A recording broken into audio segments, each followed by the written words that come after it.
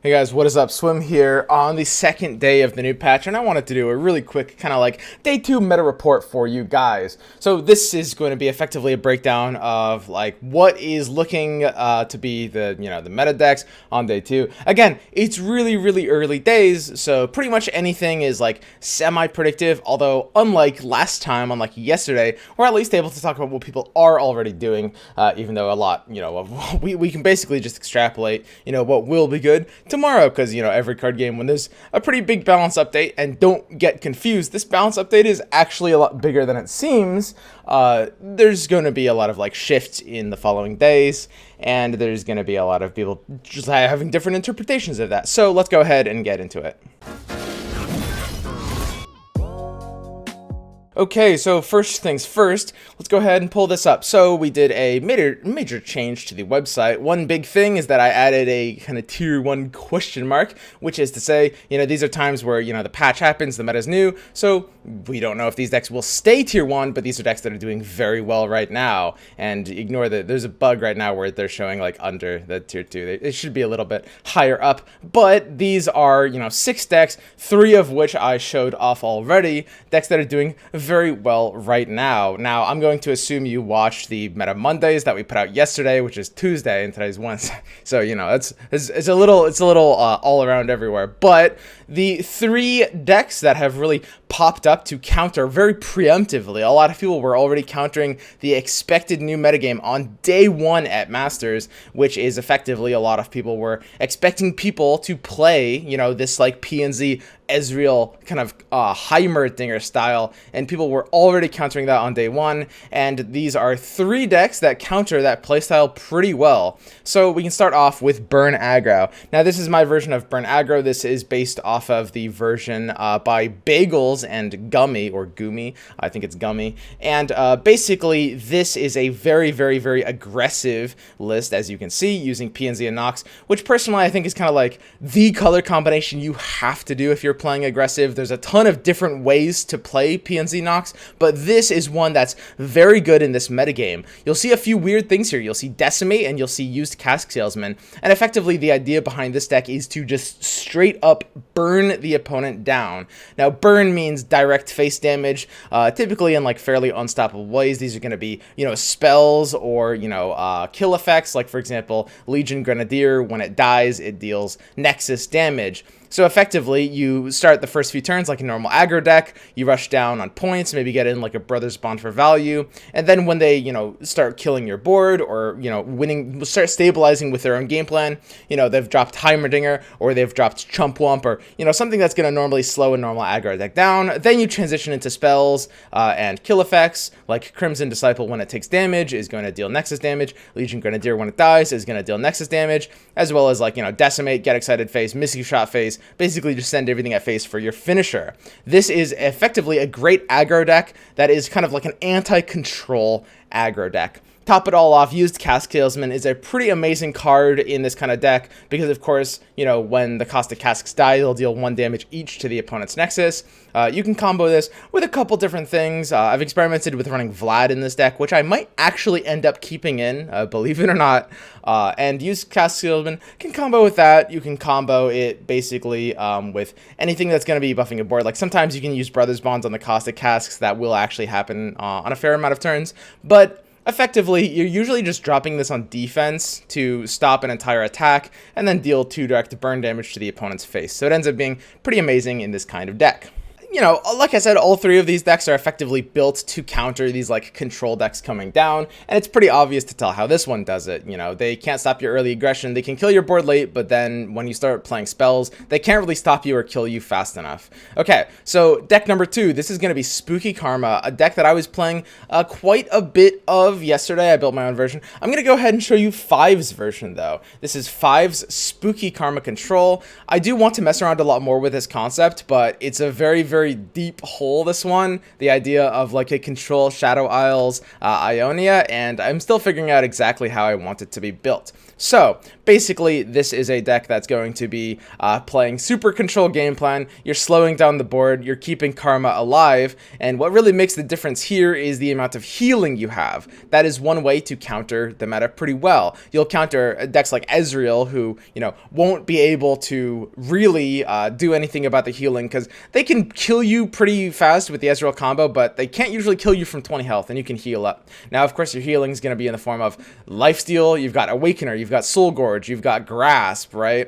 And then you've got, of course, Death Mark to, you know, use on Dark Water Scourge. You've got basically all of the, like, healing and lifesteal you can. I actually like running Health Potion in this kind of deck as well, which I know sounds kind of ridiculous a little bit, but it's good against, like, Ezreal decks. It's good against the burn deck we just showed off. So this deck, due to its high amount of healing, will actually often be good against that burn deck as well. They usually won't be able to kill you fast enough, especially if you have Dark Water Scourge, Death Mark combo going on. And of course, that leaves just, like, you know, Heimerdinger decks. Once you're playing against them, well, you usually drop a fat Ruination or Harrowing. This deck is basically one of the decks right now that says, okay, nobody's running Deny, I'm just going to go super greedy with 3 Ruination, 2 Harrowing. Now, these are pretty powerful cards that are going to be showing up in more and more decks, especially as more and more people are, you know, cutting out Deny. And we'll see, you know, how this works. This deck also, you know, doubles on top of that by using Deny itself, which of course is pretty solid, like on day one, where, you know, maybe a lot of people are over greeding because Deny is getting cut. Don't get me wrong, Deny is still a weaker card, and cards like Ruination and Harrowing are going to get stronger because of that.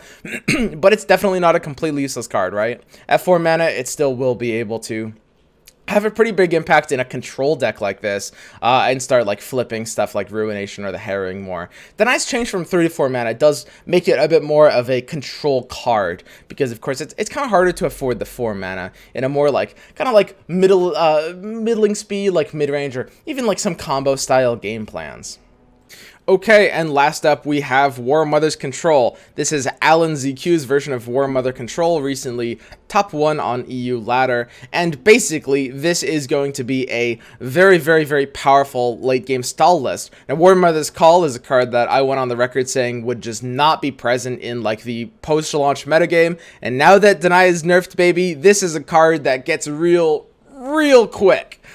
Deny, effectively, this is just another deck sort of similar to the Karma deck, which is sort of punishing a lot of people completely cutting down on Deny, right? Like War Mother's Call is going to be a big punish to that. 3 Ruinations, again, is going to be a big punish to that. And it's another deck that abuses a ton of healing. Look at all this healing. We have 3 Soul Gorger, 3 Vile Feast, 3 Withering Wail, 3 Grasp, and even 3 Catalyst of Eons. So what this is going to mean is basically with all this healing, you're going to do pretty well against like the Ezreal kind of combo decks. This is a deck that's built to counter that. You can usually keep your health high enough because that deck can't really deal 20 damage all at once, right? You usually can like outgreed a lot of the cards like Heimerdinger with War Mother's Control. And on top of that, you can usually do very, very well against, you know, the kind of like burn style aggro list. I think that's going to be pretty close, but the 3 avalanches should often like bail you out quite far there. We'll see. So naturally, you know, control decks tend to be kind of like ladder toppers, especially early on, just because basically the way a new patch is going to work is people that are climbing, you'll end up climbing faster with like a go face deck. But usually when you're like at the top of Masters, like top 20 Masters, you'll be better off switching for a control deck, basically, because there's kind of like a trade-off between win rate and MMR per hour, you know, if that makes sense, where you're going to be better off playing a very fast aggro deck to a certain point. I would recommend, if you're climbing to Masters, I would say an aggro deck will get you there faster, but a, you know, very high win rate, low gameplay speed control deck is going to be what kind of like top ends, like the top of Masters, because at that point, when you're losing 3 times as much ranking as you get per win, you need to not, you know, you need to skew as high win rate as possible, right?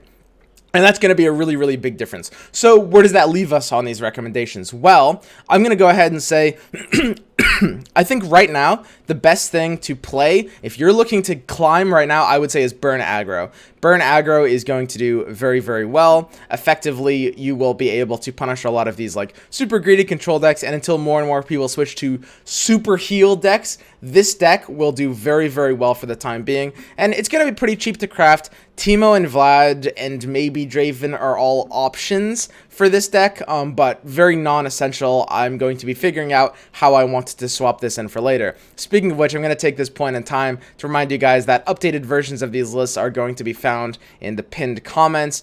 I'm not sure, you know, obviously when I record these videos, I'm showing you the current decks, and then if I go back and update them, which I'm always constantly updating my decks, then you're going to be able to find the updated versions, you know, in those links. Okay.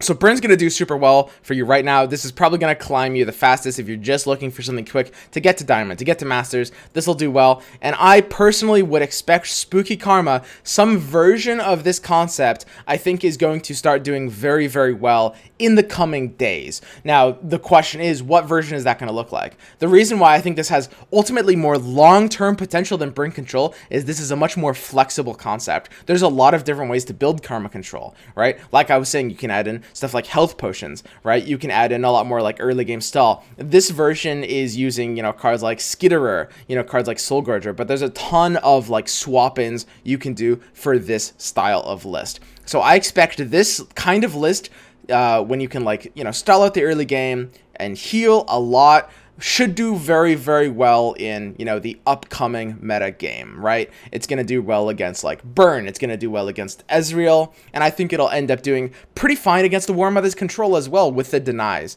So this is going to be a deck that I'm going to be building, you know, my own version of. I already, if you've been watching my stream, you know I've been, like, playing around with this concept. But I don't like showing off decks until I feel like they're done, you know. So I'm gonna be messing around with my own Shadow Isles, Ionia. I think that's a deck that has huge potential in this upcoming metagame, but until then, I do think Burn Aggro will take more wins on the ladder right now. All right, that's gonna be my kind of day 2 breakdown. I've got to start my stream right now because I'm actually like 9 minutes late to my own stream. the YouTube video just shipped and it says I'm live, and I'm not live because I'm like 9 minutes late. So I've got to stop the recording now and jump into the stream. All right, bye guys. I'll see you tomorrow.